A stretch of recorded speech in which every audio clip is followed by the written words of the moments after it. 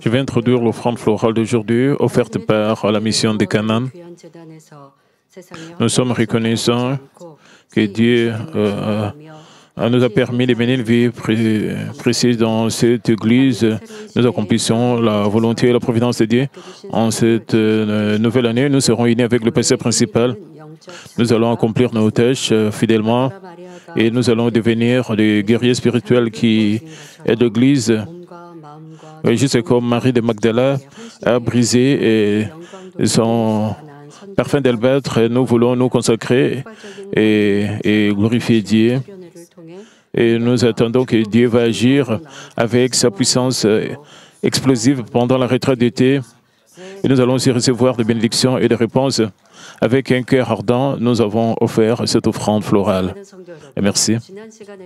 Et chers frères et sœurs, la semaine passée, nous avons examiné la signification de l'irréprochabilité et les actions d'un Jésus irréprochable qui ne se disputait pas et ne criait pas.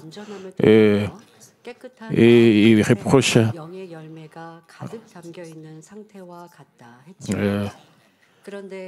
Irréprochable est défini comme pur et parfait, et cela fait référence à l'état dans lequel le fruit de l'esprit ont rempli un cœur propre et pur. Mais il y a quelque chose que nous devons examiner si nous voulons accomplir l'irréprochabilité. Matthieu 12, 15 dit « L'homme bon tire de bonnes choses de son bon trésor, et l'homme méchant tire de mauvaises choses de son mauvais trésor. » Généralement, le bien et le mal d'une personne peuvent être trouvés dans ses paroles. Voir leurs paroles est un bon moyen de mesurer leur niveau de bonté. Ceux qui aiment parler en le dos des autres, les juger, les condamner, faire des commérages à leur sujet, montrent à quel point ils sont mauvais. Le problème est que certaines personnes ne réalisent même pas qu'ils sont en train de faire des commérages aussi des autres, et ils aiment faire des commérages, ils aiment cela, mais ils ne réalisent pas. Et ils sont en train de faire des commérages parce qu'ils ont l'habitude de faire cela. Et ils ne réalisent pas qu'ils sont en train de critiquer les autres. Et ils ne réalisent pas qu'ils aiment beaucoup critiquer les autres. Même si les gens ne connaissent pas leur mal, ils ne savent pas qu'ils sont en train de commettre le mal, de faire le mal. Quand ils sont reprochés que vous êtes mauvais, ils n'aiment pas cela. Et quand on dit que vous avez beaucoup de colère, ils n'aiment pas cela. Même s'ils montrent la colère, même quand ils sont réprimandés pour leur colère, ils n'acceptent pas cela, ils ne réalisent pas qu'ils sont colériques. Quand ils montrent vraiment la colère, ils disent parce que j'ai une raison, c'est pour cela que j'ai montré de la colère. Quand les gens commettent des péchés, ils ne reconnaissent pas, et c'est là comme péché, et ils ignorent cela, et ils continuent à vivre dans le péché, alors c'est ça le problème. Alors que devons-nous faire? C'est pour ça que nous devons voir la parole. Nous devons méditer la parole dans l'Ancien Testament. Dieu a dit, vous devez avoir la parole sur votre front et sur votre hanche. Qu'est-ce que cela signifie? Que vous devez vous souvenir de la parole de Dieu dans votre vie de chaque jour et vous devez garder cela, vous devez refléter cela dans vos paroles et dans vos actions. C'est seulement que vous pouvez découvrir la vérité si vous avez violé la vérité, c'est-à-dire la parole de Dieu. Il y a beaucoup de cas où les gens ne réalisent pas qu'ils sont en train de commettre le mal, même quand ils sont en train de critiquer les autres. Mais quand vous regardez la troisième personne, quand vous voyez que la troisième personne est en train de critiquer les autres, regardez juste, observez, et vous réprimandez l'autre personne, la personne qui critique les autres, quand vous regardez tout autour de vous, et ces gens peuvent vous refléter vous-même. Et quand ils prononcent de mauvaises paroles, quand ils disent de mauvaises choses au sujet des autres, et regardez tout autour de vous. Si vous n'aimez pas critiquer, les gens qui ne critiquent pas ne sont pas tout autour de vous.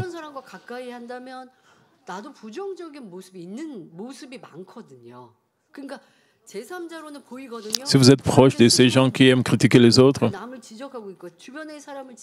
vous regardez la troisième personne, vous savez qu'ils sont en train de critiquer les choses des autres, mais vous ne réalisez pas au sujet de vous-même. Si vous n'aimez pas faire des commérages, si vous n'aimez pas prononcer des paroles négatives, les gens qui prononcent des paroles négatives ne seront pas près de vous. Ils ne seront pas proches de vous. Ils ne viendront pas près de vous. Ils ne vont pas critiquer des gens. Mais ceux qui sont autour de vous prononcent des mauvaises paroles, des paroles négatives. Même si vous dites qu'il dit de mauvaises choses, vous devez savoir, dans une partie de votre cœur, vous avez aussi cet aspect. Vous devez savoir cela. Alors, vous pouvez vous découvrir vous-même, vous réaliser. Et si vous avez la haine dans le cœur, cela se reflète à travers vos paroles. Si vous détestez, c'est-à-dire en bon terme, vous dissimulez les fautes et les méfaits d'un ami, mais en mauvais terme, vous en faites une mauvaise personne. Certaines personnes instruites retiennent leurs ressentiments et ne les révèlent pas. Pourtant, leurs propos sont mordants. Alors, à quel point les paroles et les actions d'une personne bonne et irréprochable seraient-elles parfaites et belles, d'un cœur doux, capable d'embrasser tout le monde, naissent des paroles et des actes édifiants pour tous.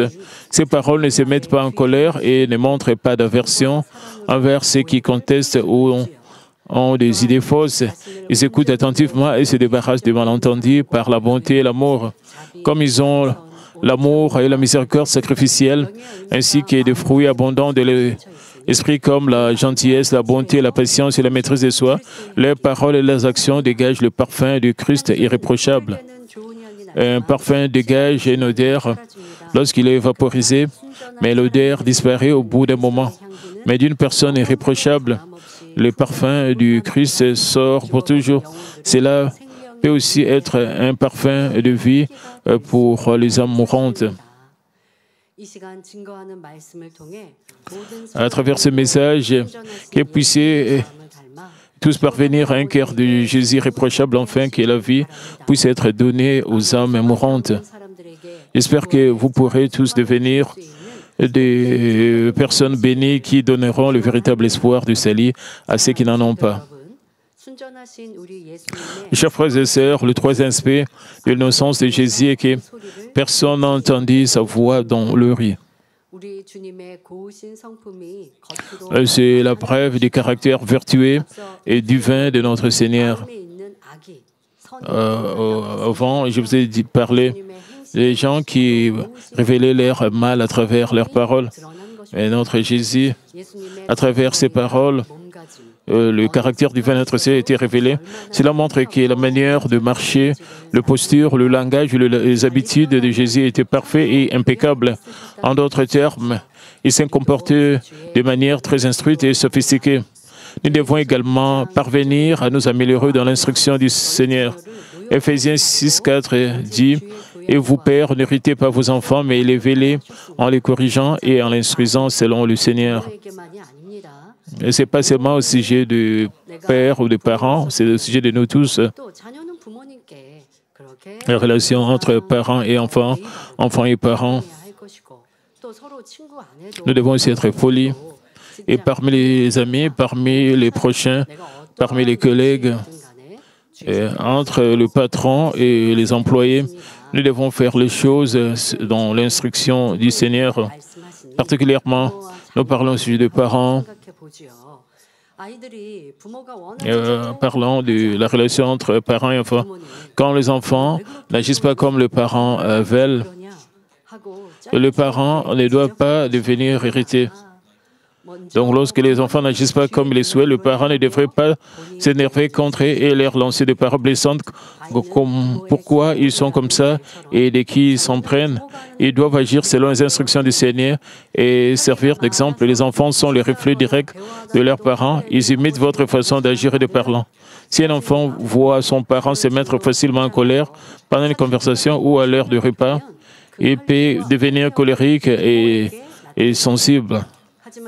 Et cela peut durer au-delà de la puberté, où leur colère et leur violence peuvent être dirigées contre le parent.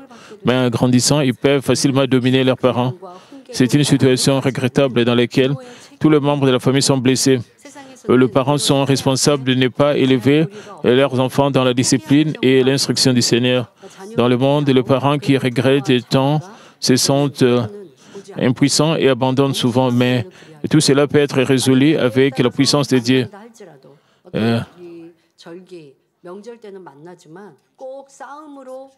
Donc,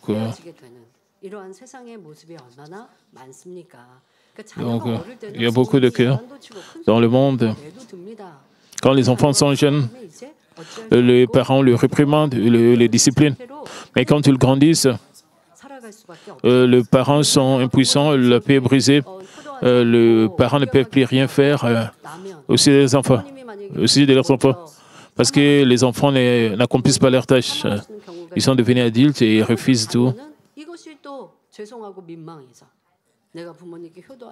Et après la mort de leurs parents, les enfants se sentent désolés et ils ont des regrets pour ne pas avoir servi leurs parents. Et ils regrettent d'avoir discuté avec leurs parents après la mort de leurs parents, mais ils ne peuvent plus rien faire à ce sujet parce qu'ils étaient rebelles à leurs parents. La relation a été brisée parce que cela arrive parce que les parents n'étaient pas un bon exemple pour les enfants. Mais cela peut être résolu avec la puissance de Dieu. Même si la paix est brisée dans votre famille, tout cela peut être résolu avec la puissance de Dieu. Même si vous êtes impuissant dans votre famille, quel que soit le problème, mais dans le Seigneur, tout peut être résolu par la puissance de Dieu. Premièrement, les parents doivent se repentir complètement devant Dieu et changer. Et les parents qui montrent de la colère,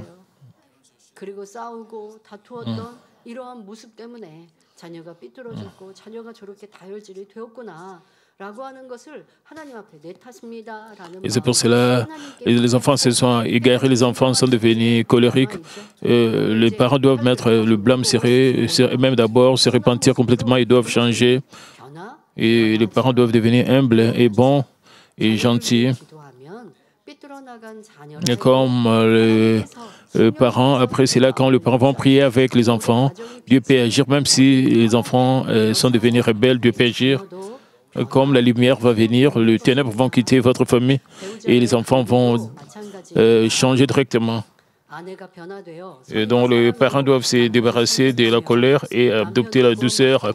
Alors que le parent prie pour les enfants, Dieu peut opérer un changement même chez les enfants rebelles. Ça s'applique au couple. Si une femme change et sert son mari, celui-ci peut recevoir les salut. À mesure que le mari commence à aimer Dieu en premier, les bénédictions monétaires lui sont accordées. La famille devient également plus heureuse spirituellement et physiquement, puisque le mari traite bien sa femme et ses enfants. Si vous allez à l'église, écoutez la parole, mais ne suivez pas en conséquence, n'acceptez pas les enseignements du Seigneur, alors vous ressentirez encore beaucoup d'irritation et de déficit. Cela n'aide pas votre mari à ouvrir son cœur à votre évangélisation. Et si un mari aime aussi sa femme, comme lui-même et la sert avec vertu et amour, toute la famille le respectera du fond du cœur. Ils formeront donc une famille évangélisée et heureuse. Mais s'ils continuent à donner des ordres et à les réprimander avec un tempérament impétueux, alors sa famille ne l'écoutera pas. Même s'ils partagent avec acharnement l'évangile et les paroles de vérité. Vos paroles et vos actions quotidiennes font une différence dans le bonheur de votre famille, dans les réponses aux prières, que vous puissiez traiter votre famille selon les instructions du Seigneur. Agir selon les instructions du Seigneur ne signifie pas automatiquement accomplir la sanctification. Mais plus vous accomplissez la sanctification, plus vous devenez sophistiqué dans vos paroles et vos actes. Pourquoi donc la façon de marcher, le posture, les paroles d'une personne tiennent à son cœur et à son caractère? Si votre cœur est plein de bonté et d'amour, il serait naturel de servir et de faire preuve de considération. Si vous considérez vos propres intérêts et faites du mal aux autres, vous vous retrouverez déstabilisé. Vous vous sentirez également mieux et plus à l'aise pour servir que pour être servi. Si vous remplissez votre cœur avec le cœur du Seigneur, vous vous sentez plus confortable à servir les autres que d'être servi. C'est l'instruction du Seigneur. Ce sont les enseignements du Seigneur. Ce n'est pas difficile d'accomplir tout cela. Une fois que vous accomplissez la bonté et la vérité dans votre cœur, vos actes vont être montrés et en conséquence. Vous devez aussi réaliser combien vous remplissez votre cœur de vérité et de bonté, vos actes vont aussi changer. Et quand vous parlez aussi gentiment à votre patron, vous parlez gentiment à vos leaders, vous devez faire cela à tout le monde. Vous devez traiter tout le monde de manière égale. Mais vous parlez gentiment à certaines personnes, mais vous ne parlez pas gentiment à d'autres personnes. Alors, vous ne pouvez pas dire que vous avez accompli les instructions du Seigneur. Vous manquez un cœur de bonté et de vérité dans votre cœur. Vous devez servir tout le monde. Vous servez seulement certaines personnes, mais pas d'autres personnes. Ça, ce n'est pas la bonté, la vérité. Vous manquez l'instruction du Seigneur. Une fois que vous changez votre cœur, vos actes vont aussi changer. Ce sont les instructions du Seigneur. Les instructions du Seigneur ne concernent pas simplement les étiquettes entre les hommes, mais c'est un chemin pour ressembler au Seigneur et accomplir la sanctification, la parfaite sanctification. Il est important de combler et de corriger rapidement vos déficiences et vos insuffisances. Vous devez aussi examiner votre cœur. Et quand vous remet le matin, vous n'arrangez pas votre lit. Cela signifie que vous n'avez pas les bonnes étiquettes, vous n'avez pas les instructions du Seigneur. Même quand vous voulez vous réveiller le matin et faire votre lit, arranger votre lit,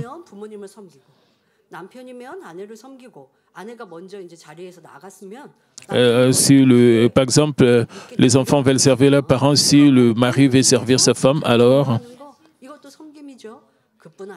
le mari voudra arranger le lit pour sa femme.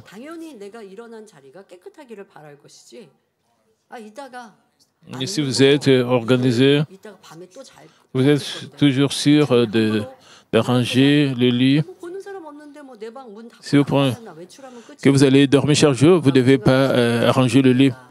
Vous laissez votre chambre en désordre, le lit en désordre, le drap en désordre, et vous sortez. Vous devez savoir que partout où vous êtes, notre Seigneur est là. Et ça peut être aussi un lieu de culte. Et si vous êtes organisé dans votre cœur,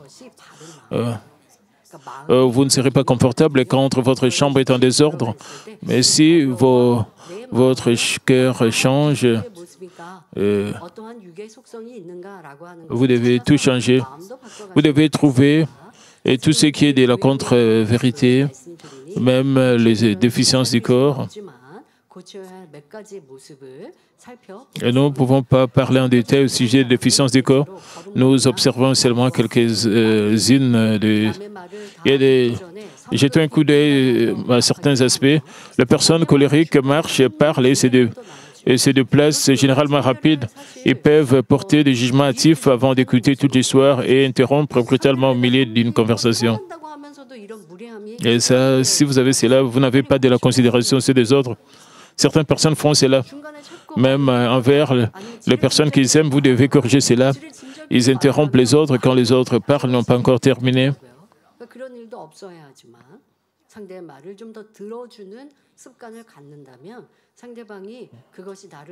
Ils n'écoutent pas jusqu'à la fin.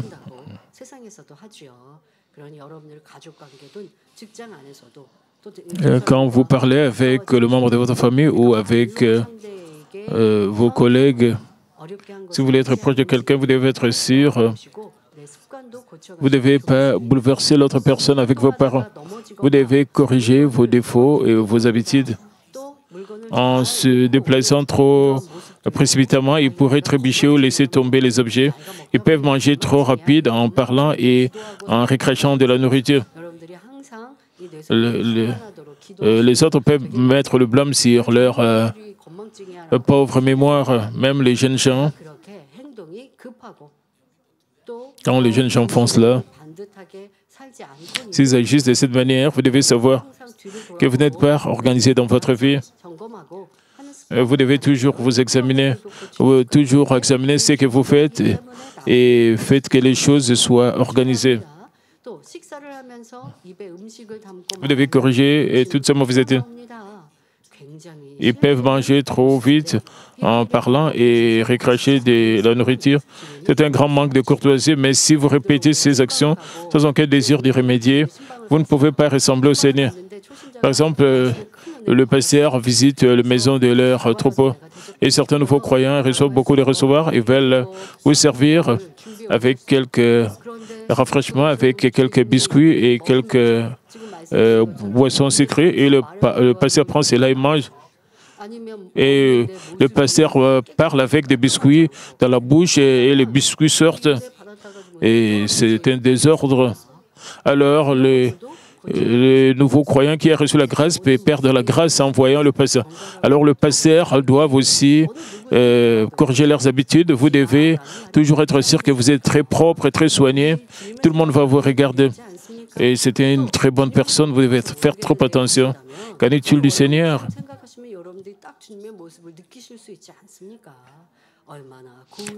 Même si vous n'avez pas rencontré le Seigneur en personne, vous pouvez vous souvenir de notre berger, et combien il était intègre, combien il était propre et soigné dans tous ses actes.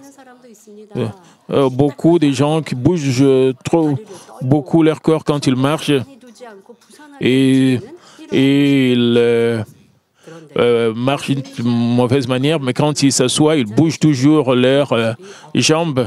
Mais quand Jésus s'assoyait, quand il marchait, vous pouvez voir comment est notre Seigneur.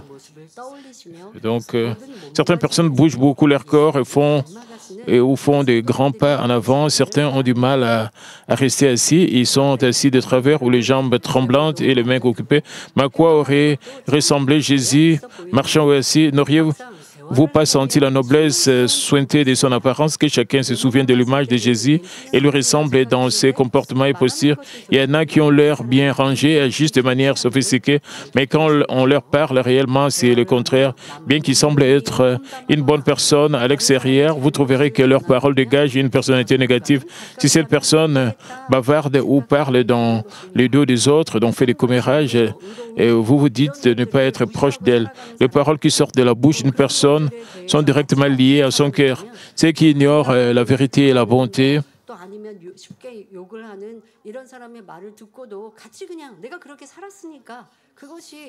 quand ils écoutent quelqu'un d'autre qui font des commérages, ils rejoignent cette personne et font... Mais si vous poursuivez la bonté, la vérité, et la justice, ce qui est juste, quand quelque chose, si vous êtes irréprochable, quand quelque chose comme cela arrive, vous ne devez pas joindre de telles personnes. 우리는 진리의 사람이니 상대를 쉽게 평가하지 않는다 할지라도 상대방은 나를 평가하고 있다는 것입니다. 그러지 마세요 할 수 없잖아요. 그리고 세상 사람들은 어쨌든 우리 안에 육의 모습을 통해서 평가하는 것은 당연한 것입니다. Les gens du monde nous évaluent sur ce qui est de notre extérieur. Je prie toujours, Père, le Seigneur est à moi. La vérité que j'enseigne est très noble et très précieuse. Et je témoigne si j'ai des défauts.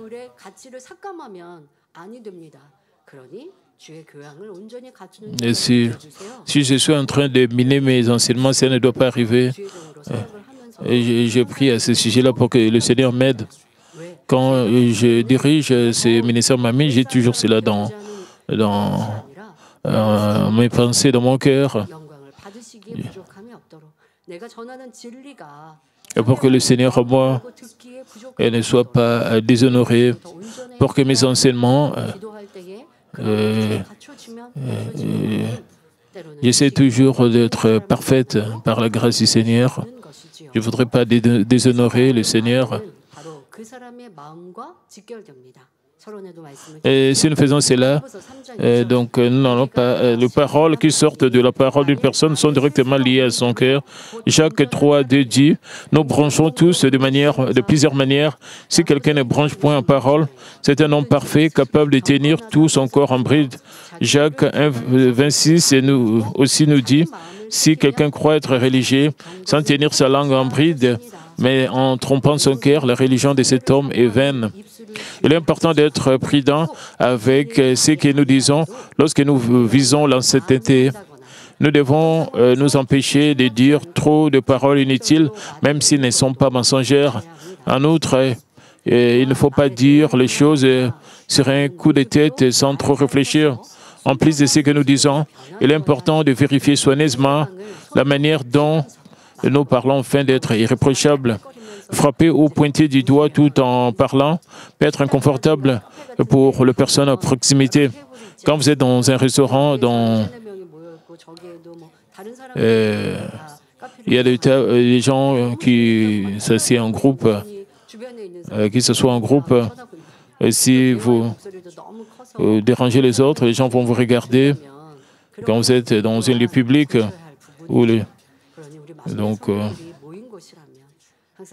si vous êtes comme ça, vous devez corriger vos habitudes. Chaque fois que le membre de ma mine partage des conversations de grâce et ils doivent se comporter de manière sophistiquée, de manière noble. C'est ça l'arôme de Christ. Et si vous parlez avec les autres en pointant votre doigt, en criant, et il y a d'autres qui pointent du doigt les autres, et que l'autre personne soit bouleversée. Certaines parlent avec de la nourriture dans la bouche, cracher en parlant ou parler fort dans le lieu public sont également loin d'être irréprochables. Certains sourient rarement et parlent avec des expressions faciales vides, non pas parce qu'ils sont de mauvaises humeurs ou qu'ils n'aiment pas la personne à qui ils parlent, mais parce qu'un visage inexpressif et un ton de voix méchant sont ancrés en eux. Nous prodiguons des conseils à de telles personnes, mais ils disent que c'est mon caractère, je n'ai pas de ressentiment. Et ils ignorent et négligent ces conseils. Et ils doivent corriger cela parce que cela peut causer des malentendus. Peut-être de cette manière, et les autres ne seront pas édifiés quand ils voient de telles personnes. Et ils ne doivent pas vivre une vie centrée sur eux-mêmes. Ils doivent mener une vie qui édifie aussi les autres. Et cela, c'est bien. Ils doivent vraiment, de manière prudente, s'examiner. Certaines personnes parlent seulement d'eux-mêmes et ne considèrent pas les autres.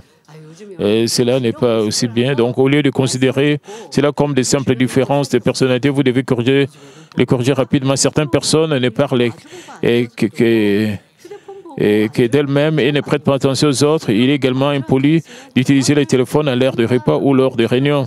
En écoutant le sermon aujourd'hui, vous inquiétez-vous de vous souvenir de tous ces nombreux points à corriger, même si vous n'êtes pas seul. Ils regardent seulement leur portable quand ils sont dans une réunion. Quand on sert des boissons sucrées, même quand ils sont dans le groupe.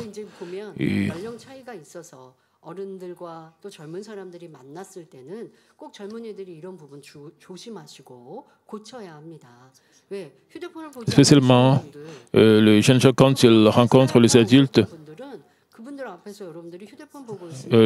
ne peuvent pas regarder leur portable dans cette situation.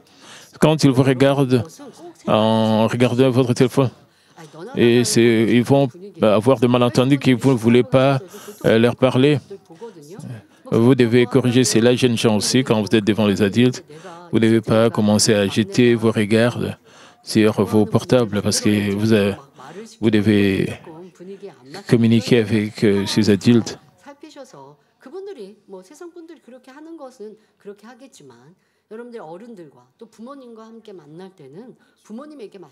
Quand vous rencontrez les adultes ou les parents, vous devez vous ajuster.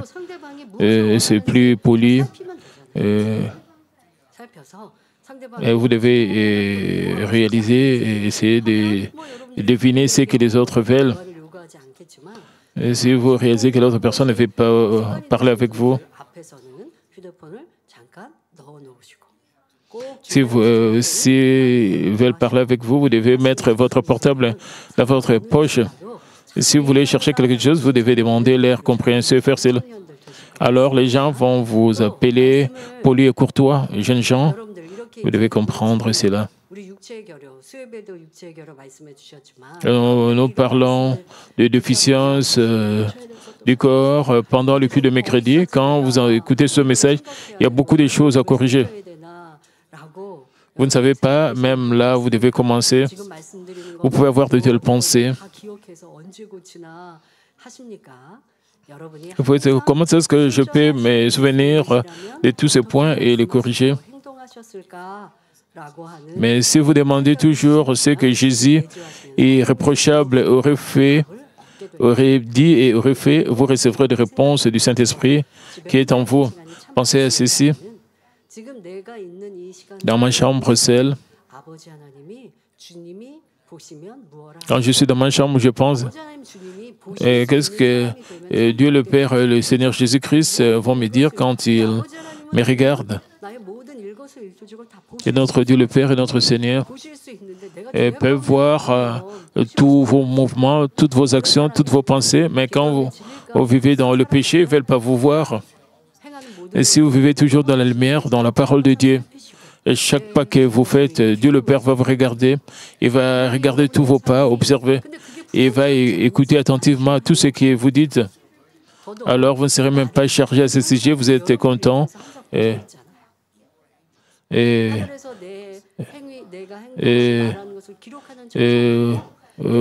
Votre ange,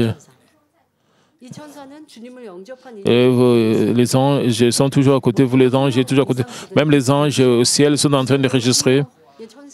Les anges à côté de vous vous regardent, vous observent de manière basique. Chaque croyant a un ange. Disons que votre ange vous regarde de près et vos actions et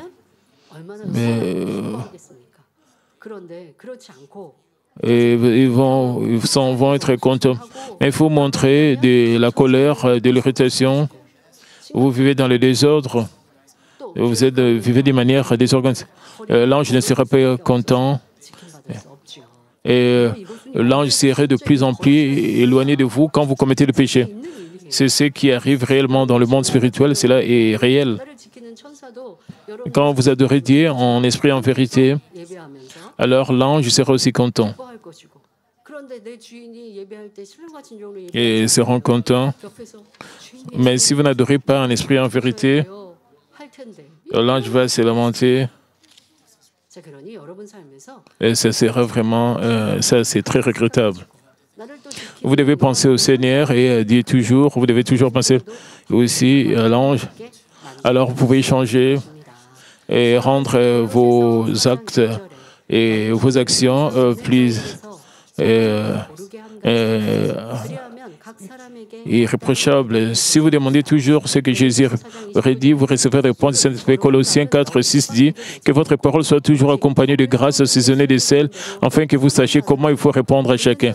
Éphésiens 4, 29 aussi nous dit qu'il ne sorte de votre bouche aucune parole mauvaise, mais qui y allie quelques bonnes paroles qui servent à l'édification et qui communiquent une grâce à ceux qui l'entendent.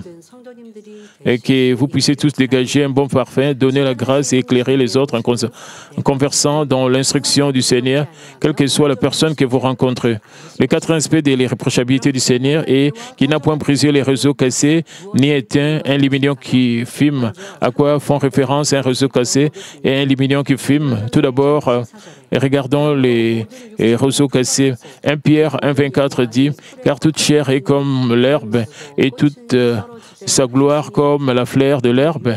L'herbe sèche et la fleur tombe. » Jésus a comparé notre vie physique à l'herbe. Un roseau signifie également une personne. En particulier, les roseaux cassés font référence spirituellement aux personnes qui souffrent des pressions du monde mauvais et dont le cœur a été blessé et brisé. Puisque l'herbe n'a pas d'esprit, elle meurt lorsqu'elle sèche. Mais puisque les humains reçoivent un esprit immortel, ils sont sûrement jugés, comme il est écrit dans Hébreux 9, 27, à la fin de leur vie physique. Si vous croyez en Jésus-Christ, notre esprit ne disparaît pas comme la vapeur. Nous irons soit au ciel ou soit en enfer. Si vous croyez en Jésus-Christ, devenez enfant de Dieu, vous jouirez de la vie éternelle au ciel. Ceux qui ne le feront pas seront jetés dans le feu inextinguible de l'enfer et souffriront pour toujours. Si une personne vit dans la richesse et la gloire sur terre, mais souffre dans le feu de l'enfer après sa mort, cette personne sera inférieure à l'herbe, car l'herbe ne devient rien après sa mort. Et combien cela sera regrettable. Jésus a dit dans Matthieu 6, 29, « Cependant, je vous dis que Salomon même, dans toute sa gloire, n'a été vêtu comme l'un d'eux. » Cela ne veut pas dire que Salomon n'a pas été sauvé. Cela signifie que si l'esprit d'une personne n'atteint pas le salut, peu importe la richesse et la gloire qu'il possède sur cette terre, elles ne sont que vanité. Matthieu 6, 30 nous dit, « Si Dieu revint sur l'herbe des champs qui existe aujourd'hui et qui demain sera jetée au four, ne vous revêtira-t-il pas à plus forte raison, gens de peu de foi? Dieu chérit même l'herbe des champs. Comment Dieu pourrait-il facilement abandonner de personnes créées à son image parce qu'elles ont péché, perdu l'image de Dieu, ont été déchirées et meurtries par l'ennemi diable et Satan? Peu importe à quel point une personne est injuste, Dieu ne l'abandonnera pas si elle a la moindre conscience pour se repentir. Le même cœur de Dieu et de Jésus exprimé dans ses paroles, il ne brisera point un roseau cassé, mais ce n'est pas parce que Dieu en dure longtemps et qu'il y aura des jugements. Le jugement de Dieu est exercé strictement et sans faute. Deuxièmement, qu'est-ce qu'un lumignon qui fume? Le lumignon fait partie d'une bougie, d'une lampe ou d'un poêle à kérosène fabriqué en tordant du fil ou du tissu. Si le lumignon commence à s'éteindre, le feu suivra. Même si le feu s'éteint, le braise reste. Le lumignon fait également référence aux esprits des hommes. Proverbe 13, 9 nous dit, « La lumière du juste est joyeuse, mais la lampe des méchants s'éteint. » Et la Bible compare l'esprit d'une personne à une lampe. Le lumignon qui fume fait également référence à l'état dans lequel la lumière du salut d'une personne s'instoppe ou disparaît. Et n'éteindra point le lumignon qui fume. Et signifie que Jésus n'éteindra point le lumignon d'une personne tachée par le mal, s'il ne reste ne serait-ce qu'une petite braise est capable de raviver le feu, à savoir si cette personne a la moindre conscience pour accepter Jésus comme le Sauveur, alors le lumignon ne sera point éteint. Chers frères et sœurs, Jésus ne brise point un roseau cassé, ni n'éteint un lumignon qui fume, jusqu'à ce qu'il fait triompher la justice. La justice qui fait référence au jugement a plusieurs significations. Le premier est le jugement qui suit l'achèvement de la culture humaine où chacun sera jugé selon ce qu'il a fait sur terre.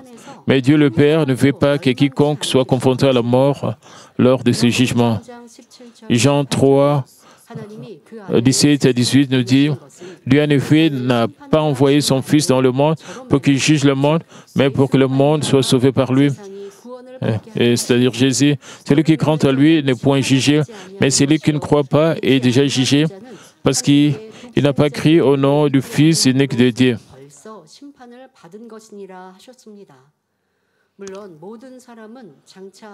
Bien que tout le monde reçoive le jugement final lors du jugement du grand tremblement, le fait que même sur cette terre, le jugement des gens était rendu sur la base de la croyance d'une personne en Jésus-Christ.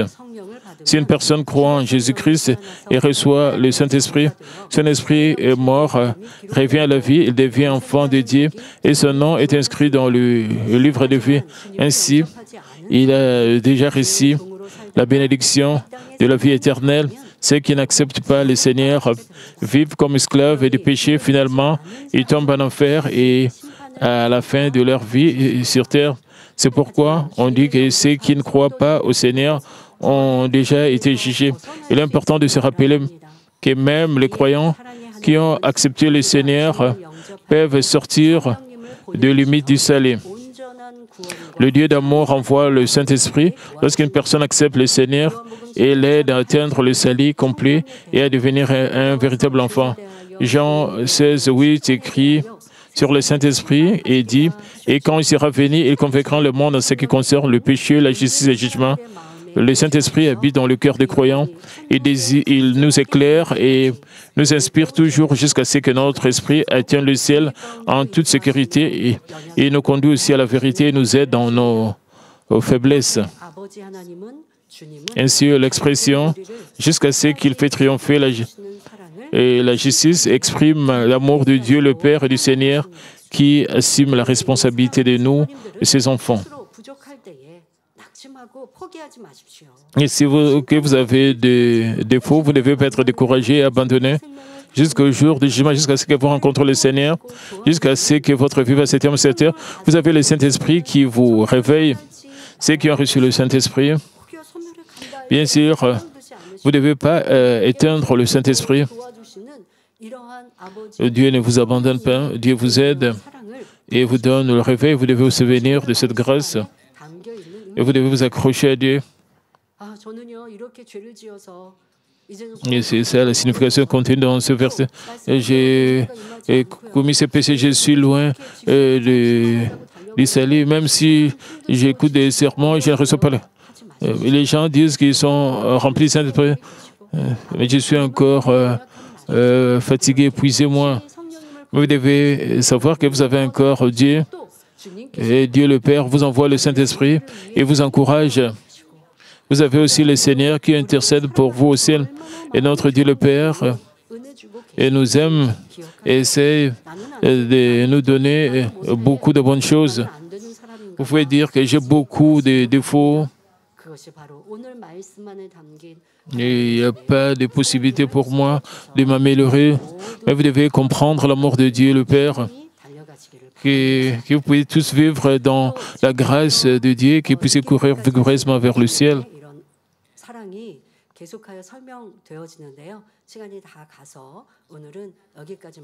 Et à cause du temps, je vais m'arrêter ici. Et dans la prochaine session, c'est la fête de la moisson. L'autre semaine, je vais continuer. Ce message contient l'amour de notre Dieu le Père. Vous devez aussi aimer et servir les autres avec le même genre d'amour. Je pense que vous allez réaliser la signification de ce verset. Vous partagez l'amour avec les autres. Je vais conclure le message. Chers frères et sœurs, aujourd'hui, nous avons discuté de l'instruction du Seigneur tout en approfondissant les réprochabilités du Seigneur dont personne n'entendait et la voix dans le ruit. Nous avons également regardé le Dieu d'amour et le cœur du Seigneur qui ne brise point un roseau cassé ni n'éteint un lumignon qui fume jusqu'à ce qui fait triompher la justice. À travers le grand amour de Dieu, nous avons reçu le pardon et la possibilité d'entrer dans le beau ciel. Même lorsque nous avons changé de vie, nous sommes tombés et sommes devenus fatigués. Le Seigneur ne nous a pas abandonnés. Il s'est fortifié à prier pour nous. En tant que personnes qui ont reçu cet amour, nous devons nous efforcer de répandre cet amour à ceux qui nous entourent, à nos voisins et au reste du monde. Que vous puissiez tous conduire les âmes déchirées et au cœur brisé vers le Seigneur en imitant son irréprochabilité. C'est la volonté du Seigneur et de Dieu pour nous. Je prie au nom de notre Seigneur irréprochable que Dieu change le monde à travers vous, qui ressemblez à notre Seigneur et vous conduise à la gloire du Seigneur. Prions tous concernant ces messages. Père éternel, merci encore pour ce message et combien important, combien profond permet que nous puissions imiter notre Seigneur qui était irréprochable, intègre, droit. Permet que nous puissions imiter les instructions du Seigneur, que nous puissions imiter notre Seigneur. Permet que nous puissions accomplir dans notre cœur la bonté, la vérité. Permet que nous puissions marcher pour que partout où nous serons, que nous puissions dégager l'odeur de Christ, que nous puissions apporter la lumière. Père, que nous soyons réellement le seul et la lumière du monde, pour qu'à travers nous, beaucoup de gens soient gagnés pour Christ. Aide-nous à changer ainsi avec l'œil du Saint-Esprit. J'ai ainsi prié. Amen. Mais maintenant, je vais prier pour le malade. Si vous êtes malade, posez vos mains sur vos parties malades. Si vous n'êtes pas malade, posez votre main sur votre cœur et recevez cette prière pour le désir de votre cœur. Père Dieu de la bonté, merci.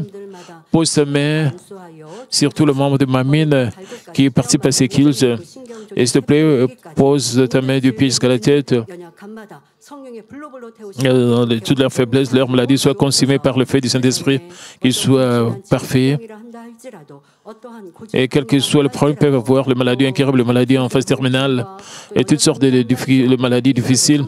Et quel que soit le problème qu'ils ont, consume tout cela avec le fait du Saint, qu'ils soient purifiés, et qu'ils sortent de cancers, qu'ils sortent de virus, et toutes sortes de maladies, que tout cela soit consumé par le fait du Saint-Esprit. S'il te plaît, fortifie-les. S'il te plaît, pose sa main sur eux, et sur leur tissu et nerfs, et fortifie-les. S'il te plaît, qu'ils puissent bien marcher, qu'ils puissent bien marcher, qu'ils puissent pas avoir de blessures, même s'ils ont de blessures. Père, s'il te plaît, guéris-les. Et s'il te plaît, protège-les dans ton amour et avec le meilleur du fait de ce, protège-les de toutes sortes de maladies et toutes sortes de virus. Et Père, qu'ils puissent prier toujours avec Père, pendant la semaine, protège de toutes sortes de tribulations. Et Père, qu'ils soient transformés. Père, maintenant, la saison de pluie a commencé. Même si la pluie tombe, s'il te plaît, protège leurs maisons, leurs affaires, leurs plantations, et qu'ils puissent vivre dans la paix, et qu'ils puissent toujours vivre dans la vérité, et aide-les à bien accomplir leurs tâches, et même soit avec les étudiants qui puissent bien protège tout le membre de Mamine, ici en Corée, en dehors du Corée, de l'Église branche. Je suis prié au nom de notre Seigneur Jésus-Christ. Amen.